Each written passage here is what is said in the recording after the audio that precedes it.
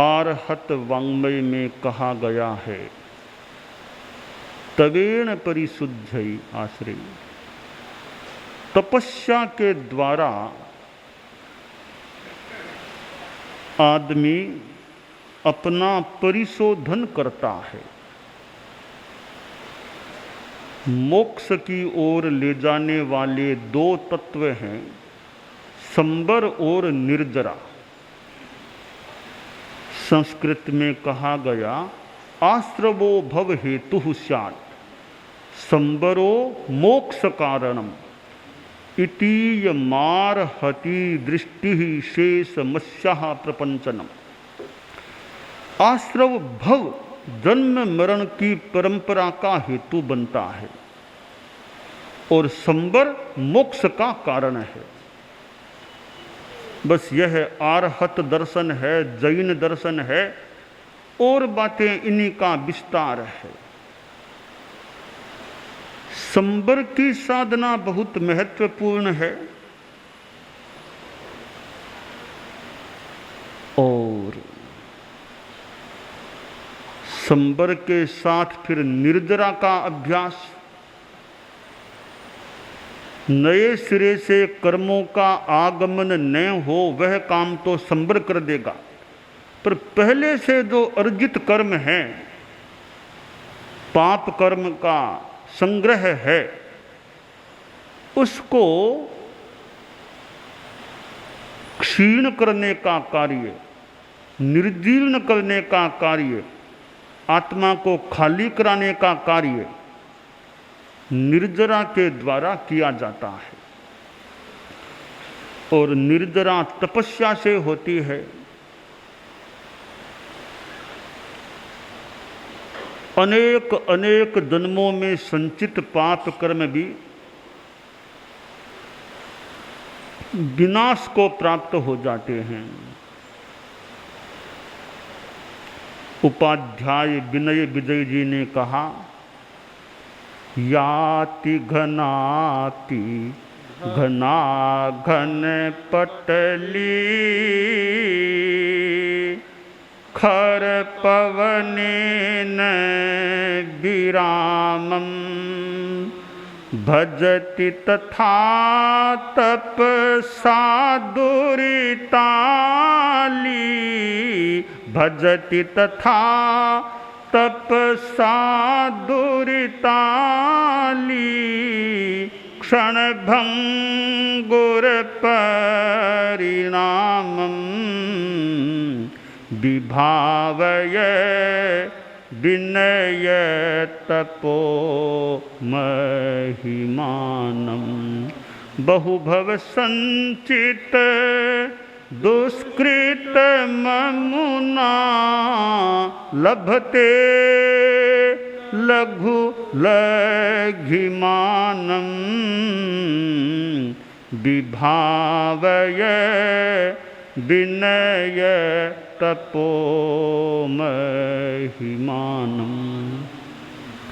कि एक सघन बादलों का समूह आकाश में है, तो तेज हवा चले तो वह सघन बादलों का समूह भी तितर बितर हो जाता है। उसी प्रकार तपस्या से यह पाप का सघन समूह, पाप पंक्ति, वो भी विनाश को प्राप्त हो जाती है। निकाचित कर्म की बात भी आती है और सामान्य कर्म भी। निकाचित कर्म को भोगना ही पड़ता है, यह एक विचारधारा है।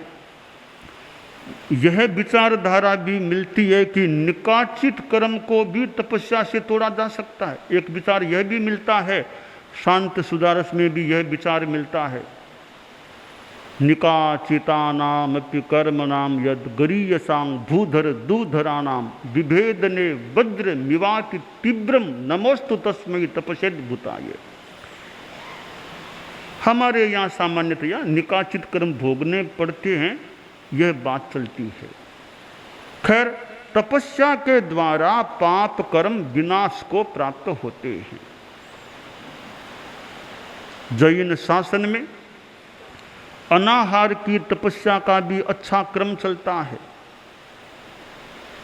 कितने कितने लोग चतुर्मास में तपस्या के साथ जुड़ते हैं। नवरंगिक, पचरंगिक, 28 कितनी कितनी तपस्याएं, कितने कितने मास खमन होते हैं। ये अनाहार की तपस्या है। और परम पूज्य आचार्य भिक्षु की तिथि आती है शुक्ला त्रयोदशी। कितने लोग उस तिथि को उपवास से मानो कि मनाते हैं। परम पूज्य गुरुदेव तुलसी की तिथि कृष्णा तृतीया, उसको भी उपवास से मनाते हैं। परम पूज्य आचार्य महाप्रज्ञ जी की तिथि कृष्णा एकादशी, उसको भी उपवास से मनाते हैं। और पहले भाद्रव शुक्ला षष्ठी परम पूज्य कालूगणी की पुण्यतिथि। अब तो संभवतः कम लोग होंगे जो भाद्रव शुक्ला षष्ठी को मनाते हैं उपवास या बेले की। तो संवत्सरी आ जाए पंचमी को तो बेला करो तो काम हो षष्ठी को। बेला तो करना थोड़ा मुश्किल पड़ता है, फिर भी किसी किसी ने तो बेला करके भी उस तिथि को मनाने का प्रयास किया है आश्रय। तो आचार्यों की, पूर्वाचार्यों की पुण्यतिथि को तपस्या से एक तरह से मनाया जाता है। अनाहार की तपस्या भी एक साधना है। भूखा रहना भी तो थोड़ा कठिन काम है। ठीक है, उपवास सबसे नहीं भी हो सके तो ऊनोदरी का तप किया जा सकता है। ऊनोदरी, पेट को खाली हल्का कम रखो, हल्का रखो, ज्यादा मत खाओ, कुछ खाने में कमी रख लो। उपकरणों का भी संयम करो, वहां भी उपकरणों की भी ऊनोदरी हो सकती है। खाते पीते मोक्ष, ऊनोदरी ऐसा तप है कि खाते पीते मोक्ष, यानी खाते उपवास नहीं भी करो तो खाते पीते भी बीच बीच में ऊनोदरी कर लो, खाने में कमी रख लो, 2 घंटा 4 घंटा का त्याग करते रहो। तो यह संयम या तप जो भी, यह भी तो मोक्ष की ओर ले जाने वाला हो सकेगा। तो ऊनोदरी का तप भी आसान नहीं है सबके लिए। सामने मनोज्ञ पदार्थ हैं फिर भी छोड़ देना, नहीं खाना, कईयों के लिए मुश्किल काम हो सकता है। तो ऊनोदरी का तप हमें करना चाहिए यथासंभव। नवकारशी करें, अच्छा है। सुबह सूर्योदय के बाद 1 मुहूर्त दिन चढ़े तक 48 मिनट तक चारों आहार नहीं, रात के 12 बजे से लेकर के 1 मुहूर्त 48 मिनट दिन चढ़े तब तक कुछ भी न खाना न पीना, न पानी भी न पीना, नवकारशी का तप हो जाए। पर नवकारशी 24 हार ही करनी होती है। पानी पीकर के नवकारशी नहीं, पानी पीकर के सुबह की पोरसी नहीं हो सकती, नहीं होती, नहीं होनी चाहिए। पानी वाली पोरसी नहीं, निर्जल हो तो पोरसी। रात के 12 बजे से प्रहर दिनचर्या तक निर्जल रहें तो पोरसी का तप हो सकता है। पानी पी लिया फिर उसे पौरुषी की संज्ञा नहीं दी गई है वर्तमान निर्धारणा के अनुसार। तो पौरुषी भी तपस्या है, नवकारशी भी तप है। कोई एकासन करे, अच्छा तप है। आयम्बिल करे, 10 प्रत्याख्यान कर ले, 10 प्रत्याख्यान, 250 प्रत्याख्यान, एक वर्ष में 250। चैत्र शुक्ला एकम से अगली चैत्र कृष्णा अमावस्या के बीच में करे, 10 यूं करता रहे। अनेक प्रकार हैं तपस्या के, अनाहार के भी। और फिर बाह्य आभ्यंतर 2 भेद हैं तपस्या के, 6 भेद बाह्य तप के और 6 भेद ही आभ्यंतर तप के। जहाँ बाह्य भेदों में अनशन, ऊनोदरी, भिक्षाचरी, रस परित्याग, कायक्लेश, प्रतिसंलीनता हैं, तो आंतरिक आभ्यंतर तप में प्रायश्चित, विनय, वैयावृत्य, स्वाध्याय, ध्यान, वित्सर्ग। तो बाह्य और आभ्यंतर भेदों से कुल 12 प्रकार का तप या निर्जरा हो जाती है। स्वाध्याय करना भी बड़ा अच्छा तप है। तत्वज्ञान के ग्रंथों को पढ़े, अखिल भारतीय तेरापंथ महिला मंडल तत्वज्ञान के क्षेत्र में प्रयास, कितनी कितनी बाइयां तत्वज्ञान में प्रगति करने वाली। तत्वज्ञान करना भी तप है, स्वाध्याय भी तप है। हमारे आगम में ज्ञान निहित है और आगम के ज्ञान को थोकड़ों में स्थापित किया गया है। भिक्षु स्वामी के ग्रंथों में तत्वज्ञान है, जयाचार्य के ग्रंथों में तत्वज्ञान है। जीणी चर्चा देख लो, प्रश्नोत्तर तत्वबोध में भी ज्ञान है। ब्रह्म विध्वंसनम को देख लो, भगवती जोड़ को देख लो, कितने कितने ग्रंथों में, जयाचार्य के ग्रंथों में तत्वबोध की बात प्राप्त की जा सकती है। गुरुदेव तुलसी के ग्रंथों को देखें, आचार्य महाप्रज्ञ जी के ग्रंथों को देखें, जिनमें दर्शन की, तत्व की, सिद्धांत की बातें हैं। तो बनाने वालों ने ग्रंथ बनाए हैं। हमारे पूर्व यानी बहुत पहले के आचार्यों ने अंग बाह्य आगमों का निर्माण किया है। 10वें आलियम आदि आदि आगम अंग बाह्य आगम हैं। गणधरों के द्वारा जो बनाए गए हैं, गौतम आदि जो गणधर हुए, गणधरों के द्वारा बनाए गए हैं, वे तो हैं अंग आगम, वो अंग हैं, अंग प्रविष्ट हैं। आचारांग, सूत्रकृतांग आदि आदि, आयारो, स्वीगड़ो आदि।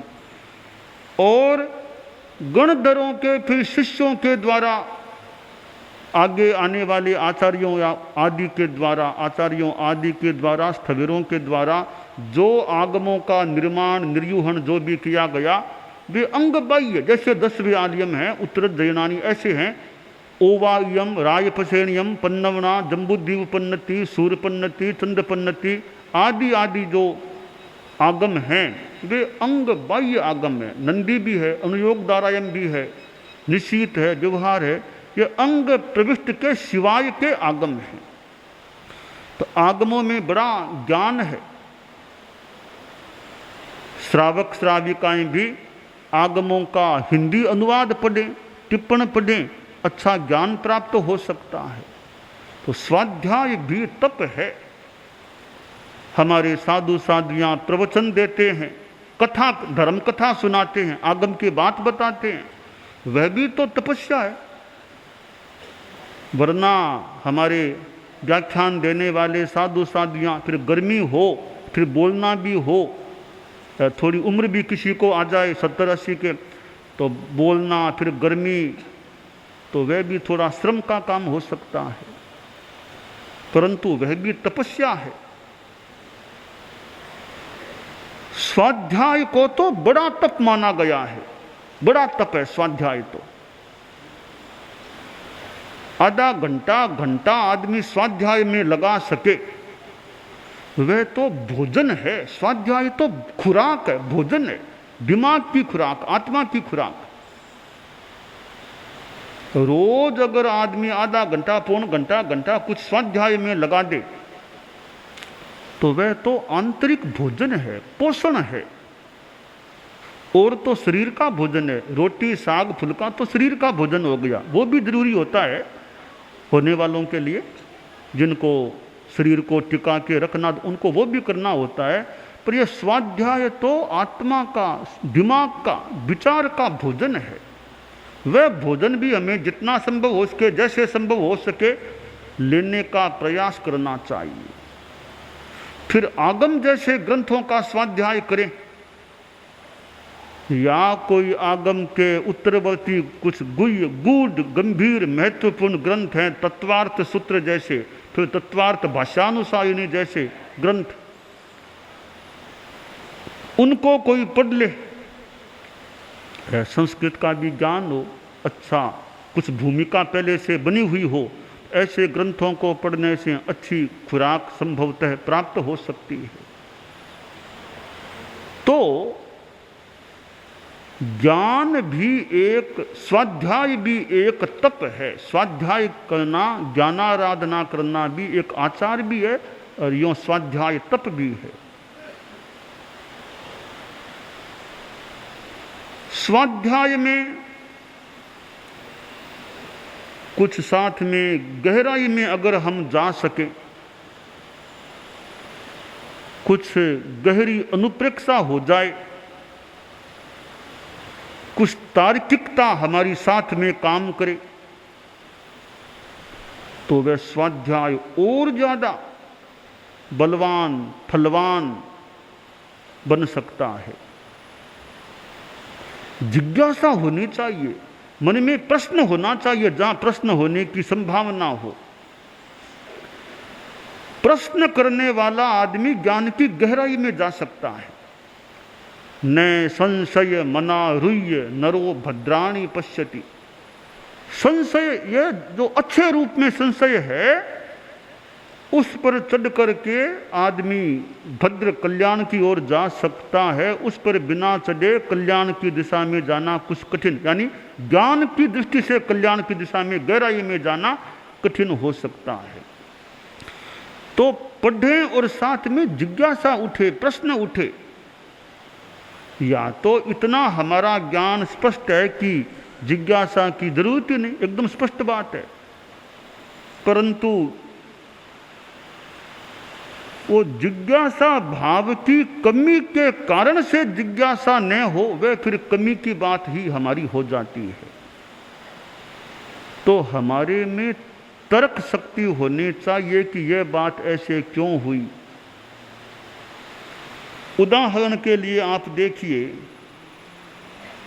भगवती सूत्र में ये कई अंतर की बात है, ज्ञानांतर, दर्शनांतर, चारित्रांतर, प्रवचनांतर, लिंगांतर। उनमें प्रश्न पैदा हो, जैसे कि भगवान पार्श्व के समय के साधु थे, वे तो 5 वर्ण के कपड़े पहन सकते थे।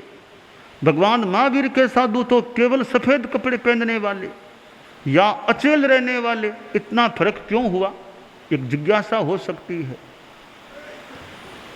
तो जिज्ञासा है, फिर आदमी खोजे इसका उत्तर क्या। भगवान पार्श्व थे, वो 22 तीर्थंकरों की संख्या में है, यानी 24 तीर्थंकरों में पहले तीर्थंकर, अंतिम तीर्थंकर, ये दो एक तरह के, कुछ समानता इनमें। बीच के दूसरे से 23वें तीर्थंकर तक तीर्थंकर के साधु एक कोटि के होते हैं। महाविदय के साधु 22 तीर्थंकरों के साधुओं के समान होते हैं। प्रथम तीर्थंकर के साधु ऋजु जड़, अंतिम तीर्थंकर के साधु वक्र जड़, बीच के 22 तीर्थंकरों के साधु ऋजु और प्राज्ञ। फर्क है। 22 तीर्थंकरों की थोड़ी सी अलग विधा होती है। अब भगवान महावीर के साधुओं की थोड़ी अलग विधा होती है। तो 22 तीर्थंकरों के साधु तो लाल पीले जैसे भी कपड़े पहन लें, उन्हें क्या फर्क पड़ता है? अपनी साधना में लीन है, आत्मस्थ हैं, प्राय या पूर्णतया आत्मस्थ हैं। उनमें इतनी आसक्ति की संभावना नहीं लगती। पर भगवान महावीर के जो साधु हैं, उनमें तो आसक्ति की कुछ अधिक संभावना है। वे लाल पीले पहन लें तो थोड़े उसमें कहीं भ्रांत हो जाएं, उसमें आसक्ति में चले जाएं। तो भगवान महावीर के अंतिम तीर्थंकर के मुनि सफ़ेद कपड़े पहनो, या तो अचेल रहो या सफ़ेद पहन लो, तो तुम्हारा मन साधना में ज़्यादा रमा रहे, जमा रहे। तो यूँ मन में जिज्ञासा उठे कि अंतर क्यों, इस बात का अंतर क्यों। भगवान पार्श्व के साधुओं के जो चतुर्याम की साधना भगवान महावीर के हैं, वो 5 शिक्षात्मक या 5 महाव्रतों का विधान है। 4 और 5 का भी फर्क है। भगवान महावीर के साधुओं के जैसे सर्व मैथुन विरमण की बात है, सर्व परिग्रह विरमण की बात, तो भगवान पार्श्व के यूँ ये 2 अलग भेद नहीं है, बस चौथा वो एक ही है। तो यूँ परिस्थितियों के अनुसार, देश काल के अनुसार जो भी रहा है, वो आचार की व्यवस्था में भी अंतर है। उत्तराध्ययन का 23वां अध्ययन है, वो तो एक जिज्ञासा का अध्ययन है। मतलब जिज्ञासा मानो, जिज्ञासा जिज्ञासा, उत्तर उत्तर। भगवान पार्श्व की परंपरा के तो कुमार श्रवण केशी, भगवान महावीर के गणधर गौतम, ये दोनों मिले, दोनों में वो मानो संगीति हुई, संवाद हुआ। साधुओं में जिज्ञासा रे, ये भी साधु हम भी साधु, दोनों में इतना अंतर क्यों है? दोनों आचार्य विराजे, चर्चा वार्ता हुई, प्रश्नोत्तर हुए कि भाई ये कारण है हमारे में इसलिए ऐसा, आप में इसलिए ऐसा। यूं एक जिज्ञासाएं की गई, उत्तर दिए गए। तो तत्वज्ञान में जिज्ञासा भी हमारे मन में उठे, जहाँ उठने चाहिए वहाँ उठे, और उसका समाधान भी हम प्राप्त कर लें, हो जाए। जिज्ञासा भी एक तरह का कांटा होता है, कांटा। उसको ठीक उत्तर मिल जाए तो सलयोद्धार वह कांटा निकल जाता है। वरना दिमाग में कांटा बोले, यह बात कैसे, यह बात कैसे। कोई अच्छा समाधान दाता मिल जाए या खुद को समाधान मिल जाए तो वह कांटा निश्चित हो सकता है, निकल सकता है। तो यह तत्वज्ञान की जो बात है, बाइयों ने, श्राविकाओं ने लगता है इस दिशा में गति की है, प्रगति की है।